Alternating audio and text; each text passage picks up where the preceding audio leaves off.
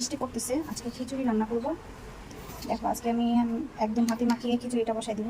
এখানে হলুদ গুঁড়ো নিয়েছি, ধনে গুঁড়ো, লবণ, জিরে গুঁড়ো, গরম মশলা গুঁড়ো, এটা গরম মশলা গুঁড়ো, এটা জিরে গুঁড়ো, রসুন কুচি, আদা কুচি, পেঁয়াজ কুচি। আজকে কিন্তু আমার মশলা বাটা নাই, আজকে আজকে আমি সব কুচি করা মশলা দিয়ে মানে আদা রসুন দিয়ে খিচুড়িটা রান্না করবো। আর দিয়ে দিলাম তেল। এখন আমি দেখে নেব। হ্যালো ভিউয়ার্স, আসসালামু আলাইকুম। কেমন আছেন আপনারা সবাই? আলহামদুলিল্লাহ আমি ভালো আছি। মেয়ে এখন স্কুল থেকে আসবে, সময় হয়ে গেছে। মেয়ের বাবা নিয়ে আসবে, আজকে আমি আনতে যাইনি। এখন তাড়াতাড়ি করে খিচুড়িটা বসাই দিই, অন্য কোনো রান্না হয়নি। আবার একটু বৃষ্টির দিন, আস্তে করে ডিম ভাজা করে খিচুড়িটা খেতে দিয়ে দেবো, শর্টকাট। খিচুড়িটা মাখিয়ে নিয়েছি। আর আজকে আমি মসুর ডালের খিচুড়ি না, আজকে মুগ ডাল আর মাসকলার ডাল দিয়ে খিচুড়িটা রান্না করতেছি। আশা করি খুব মজা লাগবে। আমি পরিমাণ মতো পানি দিয়ে দিলাম খিচুড়িতে, আর পানি আমি গরম পানি দিয়েছি যাতে তাড়াতাড়ি হয়ে যায়। এখন ঢেকে দিই।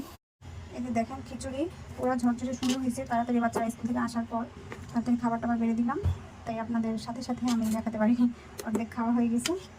তারপর দেখেন খুব সুন্দর হয়েছে, একদম ঝরঝরে খিচুড়ি হয়েছে।